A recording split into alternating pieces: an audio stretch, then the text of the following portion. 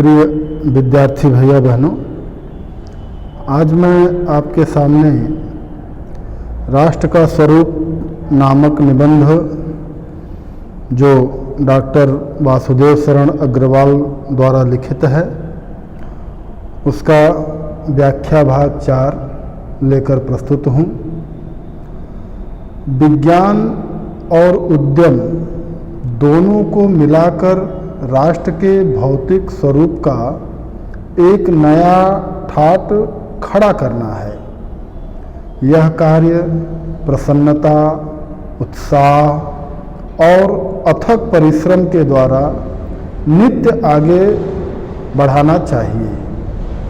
हमारा ध्येय यह हो कि राष्ट्र में जितने हाथ हैं उनमें से कोई भी इस कार्य में भाग लिए बिना रीता न रहे, तभी मातृभूमि की पुष्कल समृद्धि और समग्र रूप मंडन प्राप्त किया जा सकता है। वासुदेव शरण अग्रवाल जी इस गद्यांश के माध्यम से यह कहना चाहते हैं कि विज्ञान और उद्यम दोनों को एक साथ मिल करके काम करना होगा, तभी राष्ट्र का निर्माण संपूर्ण रूप से हो सकेगा। वह कह रहे हैं कि विज्ञान और उद्यम का तात्पर्य परिश्रम से संबंधित जो भी कार्य हैं, उद्योग धंधे, उन सभी के लिए उद्यम शब्द का प्रयोग होता है। कार्य करने वाले जो मजदूर हैं वह भी परिश्रम करते हैं, तो उनके लिए भी यह है। तो वह कह रहे हैं कि विज्ञान और उद्यम दोनों को मिलाकर राष्ट्र के भौतिक स्वरूप का एक नया ठाट खड़ा करना। ठाट मतलब ढांचा, कि किसी भी राष्ट्र का भौतिक ढांचा यानी जैसे उसका निर्माण का क्षेत्र है, तो वह क्षेत्र विज्ञान और उद्यम यानी उसके लिए विज्ञान की भी आवश्यकता है, क्योंकि वह विज्ञान के द्वारा अनेक प्रकार के उपकरण, अनेक प्रकार के आधुनिक संसाधन तैयार होते हैं और फिर इसके बाद उसमें परिश्रम लगता है। तो इन दोनों को मिलाकर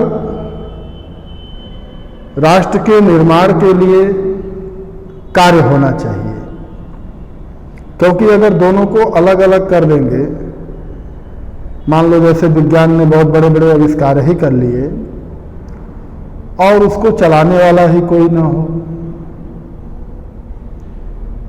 उन मशीनों का उपयोग करने वाला ही कोई ना हो, तो इस स्थिति में फिर विज्ञान का क्या महत्व है। वही बात उद्यम के लिए भी है कि कोई मान लो बहुत परिश्रमी हैं, खूब मेहनत करते हैं, लेकिन अगर उनके पास आधुनिक उपकरण नहीं हैं, आधुनिक संसाधन नहीं हैं, तो फिर वो आज का जो दौर चल रहा है उसमें क्या होगा, वह पिछड़ जाएंगे। तो इसीलिए उन्होंने कहा कि राष्ट्र के भौतिक स्वरूप को उन्नत बनाने के लिए, उसको विकसित करने के लिए यह जरूरी है कि विज्ञान और उद्यम दोनों एक साथ मिलकर कार्य करें, तभी किसी राष्ट्र का भौतिक स्वरूप, भौतिक ढांचा, उसका निर्माण हो सकेगा, भौतिक ढांचे का निर्माण हो सकेगा। और यह कार्य प्रसन्नता, उत्साह और अथक परिश्रम के द्वारा नित्य आगे बढ़ना चाहिए। तो इस कार्य को, हमको उत्साह के साथ तो उत्साह कब रहेगा कि जब उद्यम यानी उद्यम करने वाले लोग वह भी प्रसन्नचित्त रहेंगे, खुश रहेंगे। तो वह खुश कब रहेंगे, प्रसन्न कब रहेंगे, जब भाई उनको ठीक प्रकार से उनके मेहनत का फल मिलेगा, उनकी मजदूरी मिलेगी। कहने का तात्पर्य कि उनका भी अहित न हो,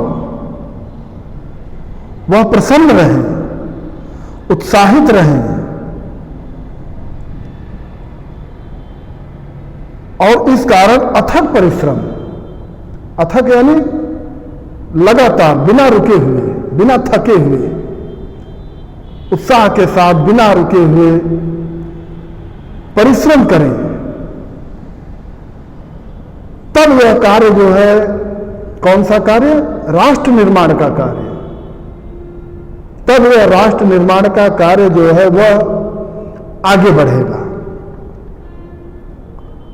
हमारा ध्येय यह हो कि राष्ट्र में जितने हाथ हैं उनमें से कोई भी इस कार्य में भाग लिए बिना रीता न रहे। रीता मतलब क्या होता है, खाली।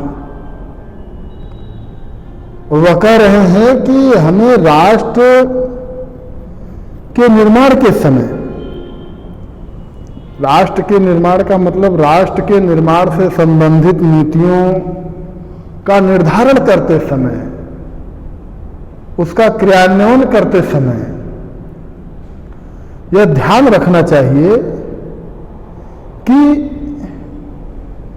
राष्ट्र में जितने भी हाथ हैं, यानी राष्ट्र के अंदर जितने भी लोग हैं, उनमें से कोई भी इस कार्य यानी राष्ट्र निर्माण का कार्य, तो राष्ट्र में जितने भी लोग हैं उनमें से कोई भी राष्ट्र निर्माण के कार्य में भाग लिए बिना न रहे, अर्थात सभी लोग राष्ट्र के निर्माण में भाग लें, उनकी सहभागिता हो, तभी मातृभूमि की पुष्कल समृद्धि और समग्र रूप मंडन प्राप्त किया जा सकता है। तो राष्ट्र में रहने वाले जितने भी लोग हैं, चाहे वह जंगल में रहते हों, पहाड़ों पर रहते हों, गांव में रहते हों, नगरों में रहते हों, तो जो सभी लोग जब राष्ट्र के निर्माण के लिए प्रयत्नशील होंगे, सभी लोगों के हाथों में रोजगार होगा, उत्साहित होंगे, तभी मातृभूमि की पुष्कल यानी प्रचुर, संपूर्ण समृद्धि हो सकेगी और उसके समग्र यानी संपूर्ण रूपमंडन का तात्पर्य सौंदर्य से, तभी राष्ट्र के सर्वोत्तम समृद्धि और उसके रूप सौंदर्य को हम प्राप्त कर सकते हैं, उसकी सुंदरता को प्राप्त कर सकते हैं, तभी कोई राष्ट्र जो है सुंदर बनेगा। और अगर ऐसा नहीं होगा, राष्ट्र के लोग बेरोजगार रहेंगे, विज्ञान इस प्रकार से विकसित होगा कि जिसके द्वारा लोगों को रोजगार नहीं प्राप्त हो सकेगा, तो फिर राष्ट्र का समग्र विकास, उसकी समृद्धि, उसकी सुंदरता नहीं हो सकती। तो इसलिए विज्ञान का विकास इस प्रकार करना है कि राष्ट्र में रहने वाले जितने भी लोग हैं उन्हें सभी लोगों को रोजगार के अवसर प्राप्त हो सके।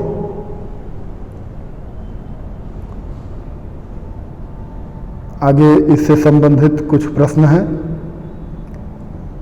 गद्यांश के पाठ और लेखक का नाम लिखिए। अगला प्रश्न है, रेखांकित अंश की व्याख्या कीजिए। तो संपूर्ण की ही व्याख्या मैंने कर दी है। किसी भी राष्ट्र के भौतिक स्वरूप का निर्माण करते समय किसका ध्यान रखना चाहिए? ये उत्तर आप स्वयं देंगे। अगला प्रश्न, हमारा प्रमुख ध्येय क्या होना चाहिए? अन्न अपनी मातृभूमि की समग्र और सर्वोत्तम समृद्धि को कैसे प्राप्त किया जा सकता है? आज के लिए इतना ही।